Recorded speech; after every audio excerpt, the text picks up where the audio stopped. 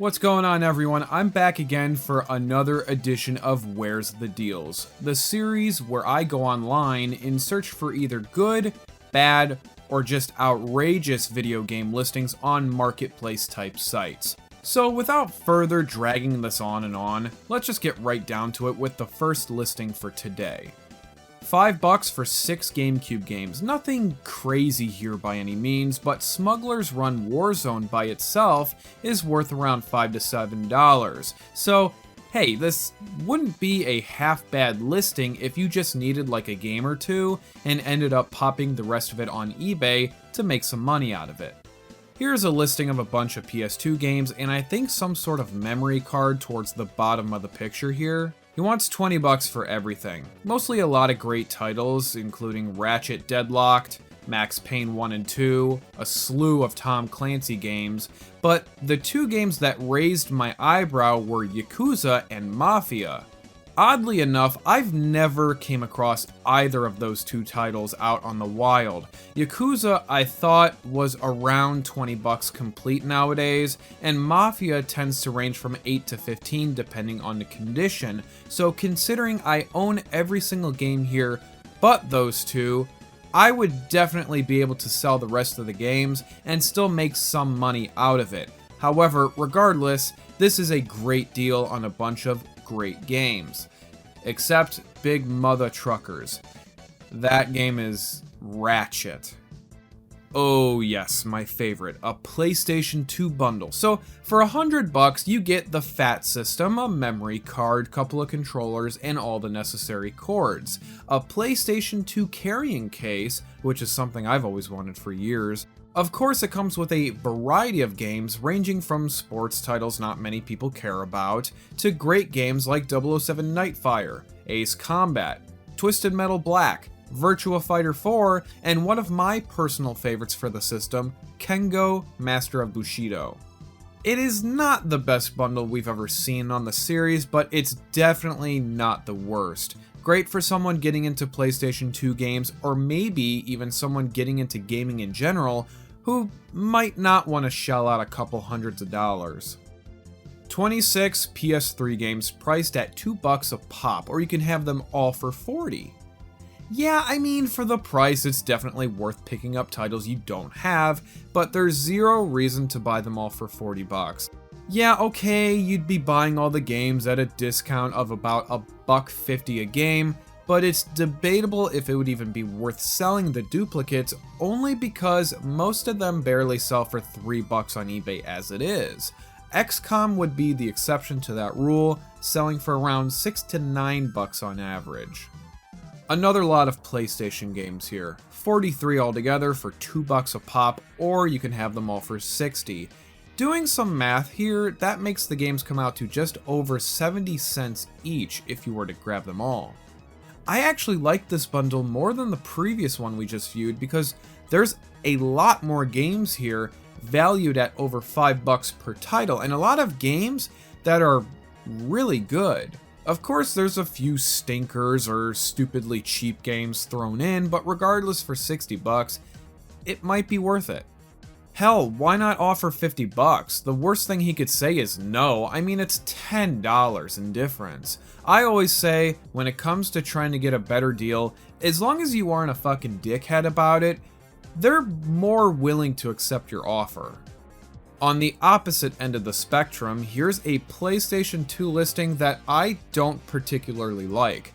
$4 a game, but he does say he'll give you a better deal if you're buying more than 5.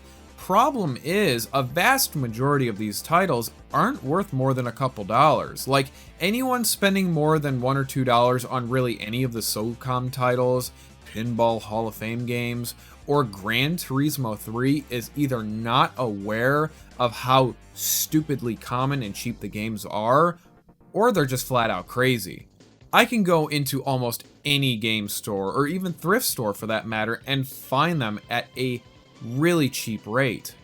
PlayStation 3 bundled with 19 games and a controller. Doesn't specify the gigs on the system, but it's $90, which, considering the systems are still valued at over $100 at GameStop, you're already making out with a good deal.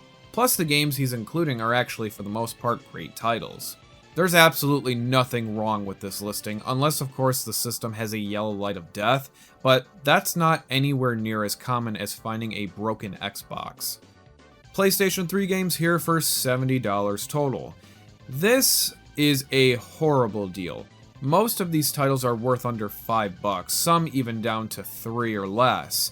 These games are readily available at most used game stores, and you should not be paying more than $30, maybe $40 tops for this exact same bundle elsewhere.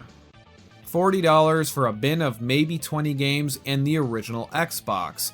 I mean, an Xbox is worth around that by itself, so considering you're getting around 20 games, it's probably worth checking out. Crash Bandicoot on the top there is kind of a good sign that there's other great titles hidden beneath, although a bad sign is how dirty that system is, and you can see loose discs that are probably scratched to oblivion on top.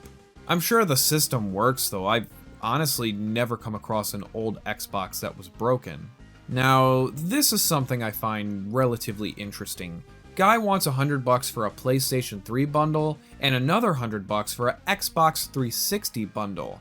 What's interesting to me is that the PlayStation 1 is by far worth buying over the Xbox because those systems are worth about half as much as the PlayStations are. So even though that 360 bundle might be worth the price, the total value of the PlayStation 1 far exceeds the Xbox bundle due to the system costing a lot more. Here's a listing for 15 Super Nintendo games. She's asking $100 for everything and then goes to say they're worth about $120. Are they really though? You would have to help me out with this, cause all I see is about a half of games that are sports, racing, or wrestling titles, and they tend to not be worth jack shit, so it's hard for me to believe that the other games are making up for this in value. However, I could totally be wrong. A Super Nintendo Model 2 with a couple controllers in the cores along with 11 games for $200. Well, the system is worth around 60-ish, I believe, so a vast majority of the value here has to come from the games. He does have great titles here: Mario Kart, couple Donkey Kong Countries, Super Bomberman, Metroid, and the Star Wars trilogy. I don't really know for sure since cartridge-based games are not my expertise, but I think $200 is roughly what this would all sell for on eBay, so I'm not sure you're getting that much of a great deal with this one, if you're even getting a deal at all. The last listing for today is 15 PlayStation 4 games for $5 each. Hell, for that price, I'd easily grab everything except for the games that aren't worth anything like Destiny, Killzone, Evolve, Homefront, and Battlefront. I might even ask him, just for shits and giggles, what he would want for everything. You figured it would all cost $75, but if you were to drop him down to $60, that'd be one hell of a bundle. So that wraps up everything for today, guys. Definitely some good or even great listings in the bunch this time around. Possibly in the next episode we might be doing some sort of a special, but I'm trying to figure out what that might be.